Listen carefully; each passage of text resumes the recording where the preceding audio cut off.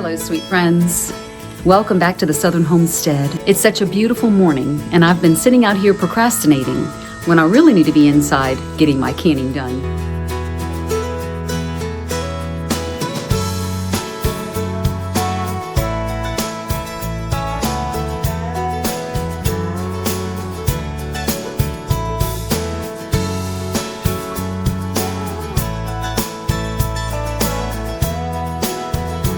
We are about to, in the next few days, process our meat birds. For the last couple of months, we've been having these meat birds that we raised from baby chicks. And I can't remember the name of the hatchery that we got them from, but I'll try to link that below for you in case you're interested in raising your own meat birds. But we need to make room in the freezers because we have 20 birds that we need to process. So what I'm needing to do is clean out my freezers. Canning season's coming a little bit early. Normally I wait till it's a little bit cooler to do a lot of large bulk canning, but I don't have a choice. So we need to get those tomatoes in the pot. I've already prepared the tomatoes. They've been in the roaster for about a day and a half, and I've added all of my seasonings and onions and bell peppers and garlic. The house smells like an Italian restaurant. It smells fabulous. But now it's time to actually take that tomato sauce and convert them into other products that we will use throughout the year. For example, today I'm going to be making some ketchup, some barbecue sauce, and then I'll probably leave the rest as tomato sauce, although I may consider starting a few chili bases, and so that'll have the special seasonings in it for chili, and I'll pressure can all of those today to get them shelf stable. The first recipes that I'm going to start with today is going to be the ketchup and the barbecue sauce. Now, I absolutely cannot take credit for these recipes. There's a homesteading channel that I follow on YouTube. I've been following them for a couple of years now, and it is More Than Farmers, Michelle and Cody in Ohio. They shared these recipes along with a few others about a year ago or so, and I'm going to go ahead and put the link down in the description box below. They did share it publicly with their viewers, so I'm going to give them a little shout out, and hopefully they don't mind that I'm sharing the recipes with you all, my viewers. The recipes that I will be making today will use tomato sauce as the base. So I'm going to pull out of my roaster pan several quarts of the tomato sauce that I have been cooking for a day and a half, and I'm going to use those in these recipes. And then whatever's left, I will just can up as tomato sauce. The first thing I'm going to do is I'm going to chop up some onions and some garlic, and I'm going to saute that in some avocado oil, and then we'll be ready to throw our ingredients all together.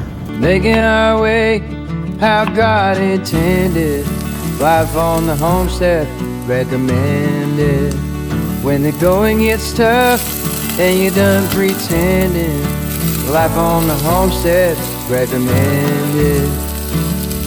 There's no more 9 to 5 when you're living between the pines. No more struggling to get by.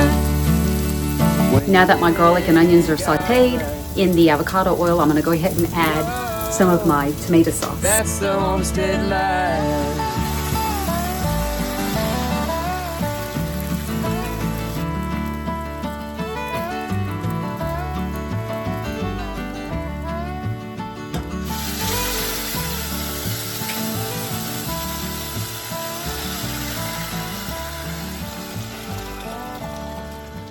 Living the best life among the trees. To the ketchup mixture, I'm going to add 3/4 cup of raw cane sugar and 1/2 cup of vinegar. I'm also going to add a couple of teaspoons of salt. I'm going to add some mustard powder, about a teaspoon, 1/2 teaspoon of black pepper, 1/4 teaspoon of ground cloves. This recipe also calls for some celery salt. I don't have any. I do have celery seed, but I'm not going to throw that in there. So I'm just going to improvise. I'm going to add a little nub of celery that's been diced up. All of this is going to get blended together, and so I'm hoping it'll have the same effect as the celery salt. The rest of the ingredients that we have going into our barbecue sauce is going to be a little bit of maple syrup, some raw cane sugar, some coconut aminos, which is a soy substitute, 1/2 cup of apple cider vinegar, all of our seasonings, which we have ground black pepper, smoked paprika, we have some salt, we have some chili powder, and I think that's it.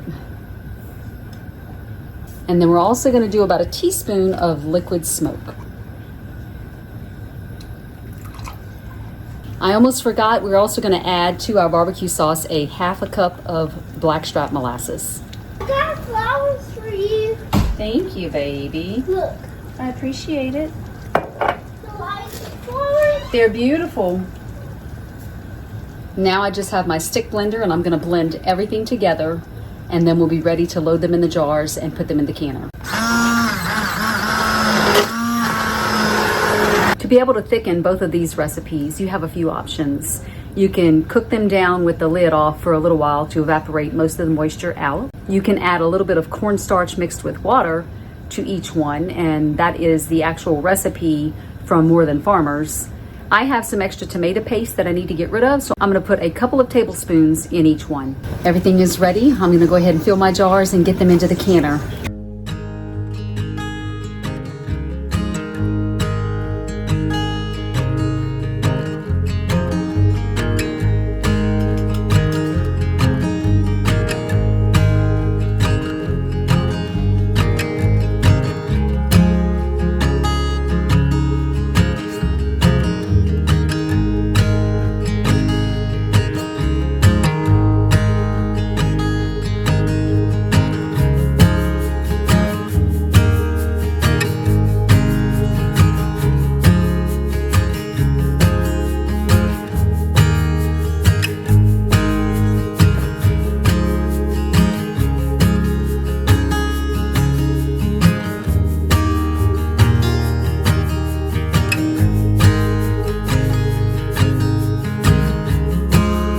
Both the ketchup and the barbecue sauce are going to process in the water bath canner for about 15 minutes.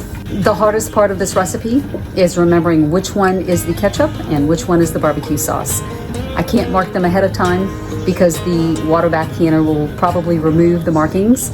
So I'm just going to try to remember which side of the canner I put which. Ketchup on the left.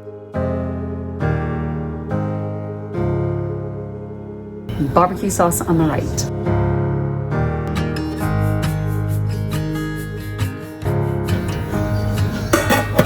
And now we wait. Our 15 minutes is up and our water bath canner is complete.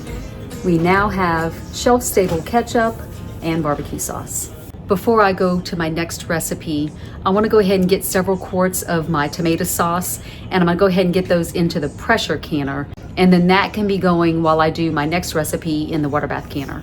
Now I'm going to start my chili base, and I have about 6 to 7 quarts of my tomato sauce that I've been cooking for the last day and a half.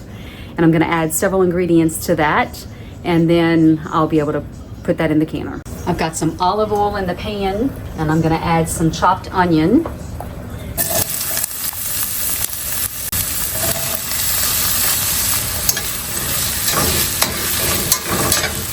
And to the onion mixture, I'm gonna go ahead and add some garlic, some carrots, and celery, and bell pepper.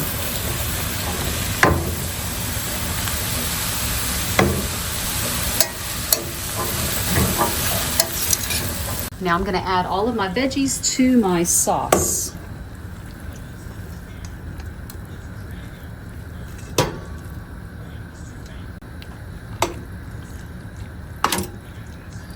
Now I'm going to add the seasonings to my chili base.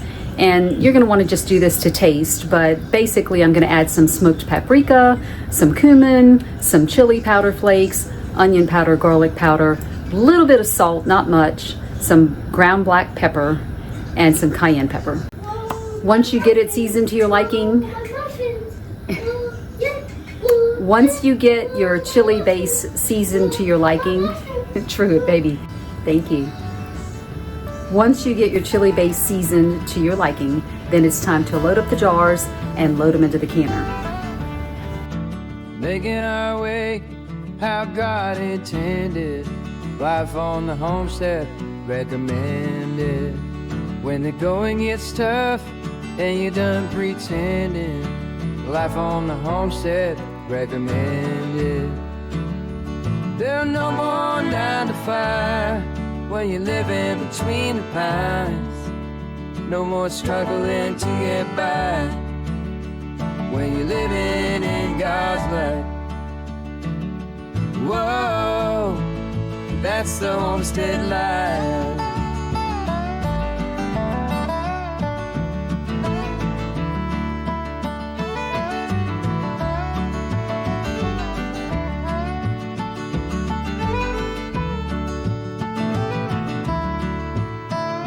All right, so I have all of my jars loaded up into the canner, and because I'm using my pressure canner, I am not gonna lock that lid in place because I'm actually just water bath canning.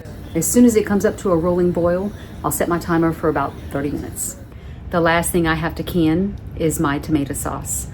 So whatever is left in the roaster after making all of the previous recipes, I'm just gonna put into pint-sized jars and I'm gonna pressure can them. Last 2 jars of tomato sauce going into the canner.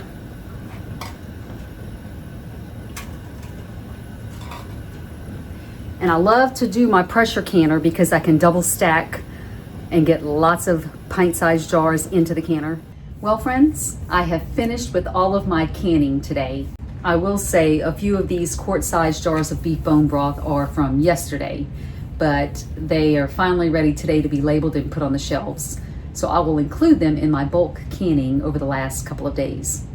So what we have is 13 jars of tomato sauce.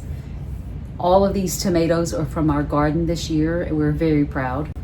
6 quart-sized jars of chili starter, 3 pint-sized jars of barbecue sauce, and 3 pint-sized jars of ketchup. And can we just talk a minute about the beautiful color of my beef bone broth? Seriously, why would you ever buy bone broth when it's this easy to make? So I am in my kitchen again. I am still in the process of cleaning out all of my freezers, cooking down and preserving all of my tomato products, trying to get rid of all of my beef bones and making broth. And now today, I'm working on our blueberries, and I have gallons upon gallons upon gallons of frozen blueberries from this past summer's harvest. And we do not need any more jam on our pantry shelves. We have plenty left over from last year. So this year, I'm going to use our blueberries and make jars of blueberry juice concentrate. We're going to be using that in our water kefir. And that's something new to us this summer. We've been working with it all summer long, perfecting our recipes of what flavors we like to add to our fermented kefir grains.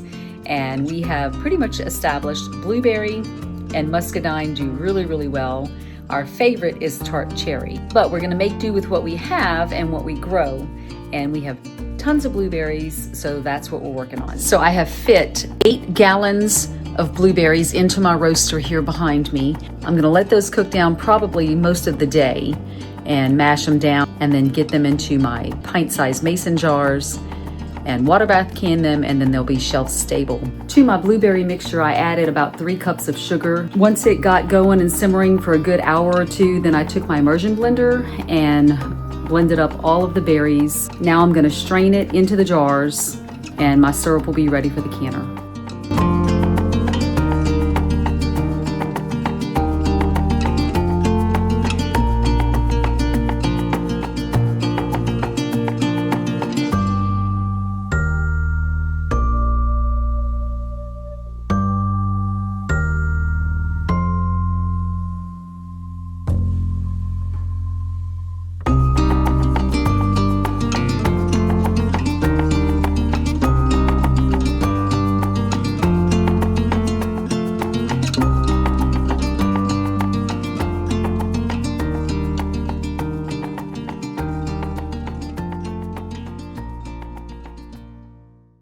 "28 jars later, our blueberry syrup is complete. You can see here behind me. I'm working on my muscadine syrup now. I'm actually running those through my food mill. It's making the process go a lot quicker. Well, friends, it's been a very busy few days here on the homestead. I finally have my freezers cleared out.